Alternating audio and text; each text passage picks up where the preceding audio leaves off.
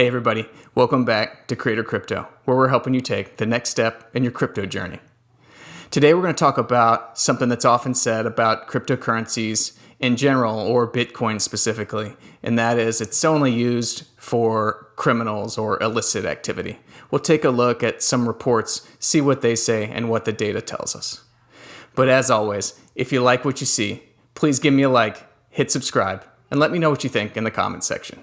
Okay, so Bitcoin is a software protocol, and it exists to govern an open and public ledger. And when we say open and public, we mean a record of all transactions that have happened that's out there on the blockchain, observable for everyone to see. But there is no personal identifying information necessary to transact on the network. And this allows for a certain level of privacy for users.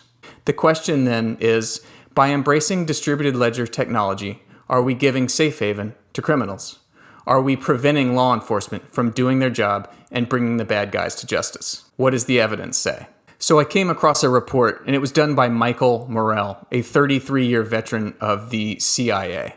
And he was tapped by cryptocurrency industry participants to do an investigation and find out if this is true or not, and kind of put all his findings out there on the table. And that's how he frames it. But I did want to make clear that this guy was tapped by the crypto industry, and so that may have influenced his findings. I won't bury the lead. You can see right here, the report comes to two conclusions, which we'll step through each one of them. But he says right at the outset, the broad generalizations about the use of Bitcoin in illicit finance are significantly overstated. That was his first kind of conclusion. And then the second of which was the blockchain ledger on which Bitcoin transactions are recorded is an underutilized forensic tool that can be used more widely by law enforcement and the intelligence community to identify and disrupt illicit activities. Put simply, blockchain analysis is a highly effective crime-fighting and intelligence gathering tool. Crypto, no doubt, and certainly in the early years, was attractive to criminals. They're attracted to the privacy like you or I would be, but also the anonymity or the possibility of it to do their illicit activities without being detected.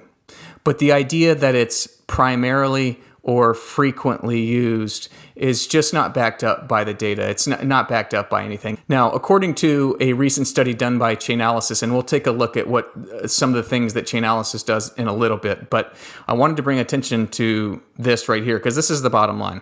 According to a recent study by blockchain analytics firm Chainalysis, illicit activity among all cryptocurrencies as a percent of total cryptocurrency activity from 2017 to 2020 was less than 1%. And for Bitcoin specifically, blockchain analytics firm CipherTrace estimates that illicit activity makes up less than 0.5% of total transaction volume.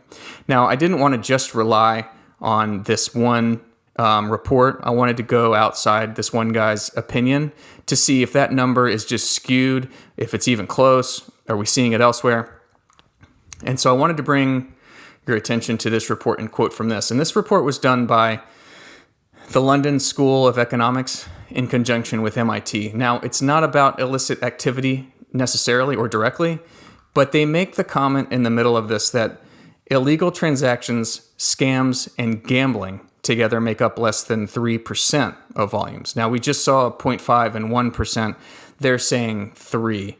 I think the difference is due to gambling, which wouldn't be considered illicit in a lot of places. So let's just split the difference. 1 to 2% of activity, overall activity, is illicit on the Bitcoin network. Now, as I stated earlier, and you can see in this picture, that during the early years, remember, Bitcoin came online in 2009. And so you see on this picture that around 2012, the rate of illicit activity was much higher on the Bitcoin network. But after they shut down the Silk Road operation, you see that we've kind of hit this below 1% leveling off. And it's kind of been there ever since. So, the early days it was high. It's come down significantly in the subsequent years. As it relates to the crime that is conducted through traditional financial intermediaries, the vast majority of crime is still conducted through the traditional system. That's where most activity still is. It's hard to do an exact and precise apples to apples between the traditional system and cryptocurrencies. But all the data we have suggests that the amount of illicit activity as it relates to the total market activity within each of those realms is that the rates are the same. It may even be lower in the cryptocurrencies. And we're about to see why because of Michael Morell's second finding. Now, his second finding was that the blockchain ledger itself, that contains all the transactional data, is a really underutilized forensic tool for law enforcement to use. It creates an immutable audit trail so that law enforcement can kind of trace the flow of funds as they move, and it's a really powerful starting point to conduct an investigation. The author's conclusion, and he states it very unambiguously here at the end, is that based on our research, I have come to believe that if there was one financial ecosystem for bad actors to use that would maximize law enforcement's chances of identifying them and their illicit activities, it would be blockchain. And he goes on, blockchain technology enables this forensic power because it captures every single transaction for all to see. It provides governments and the public at large with a permanent, unchangeable record of transactions. Really powerful, and I'm about to show you an example of that from Chainalysis.com. But before we look at it, to date, law enforcement has struggled like the rest of us to wrap our minds around blockchain technology and what it means and the paradigm shift that it represents. But they're starting to partner with analytics firms that are getting really good at that, and they're increasing their capabilities and awareness of what is possible. With the data that's captured on the ledger, it's publicly available and it's immutable. There's a whole host of forensic tools and techniques that are available that just aren't possible in the traditional system. Like I said before, I just wanted to show you an example of what's possible when you have an open and public ledger that contains all the transactional data. When you look at Chainalysis.com, and that's what I'm looking at here, they have a product that they gear towards law enforcement, and it tracks illicit funds. And because of the open nature of the ledger, you can see it, and they can gather this really rich, valuable information that can aid in investigations and help bring criminals to justice.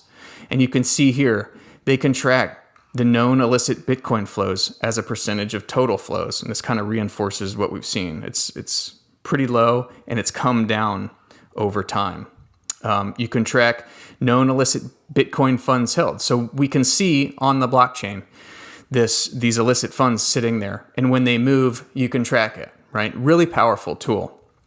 You can look at the value, and you can look at the percent change over time. You can see when these funds move and when they're placed on an exchange or when they're placed in a mixer, which is kind of a newer tool that criminals are using to hide the source. But you can see it moving, and all this is available on the blockchain, and that's not been available before. So just a really powerful example of what's possible and what is now available to the law enforcement agencies out there. So look, Bitcoin is like all things. It can be used for good or it can be used for bad. But if you're a criminal and you want to transact on the Bitcoin network, there's going to be an immutable and auditable trail for law enforcement to use to investigate you. You may just want to transact in cash, because if no one saw it, did it actually happen? That's it for today, everybody. We'll see you next time.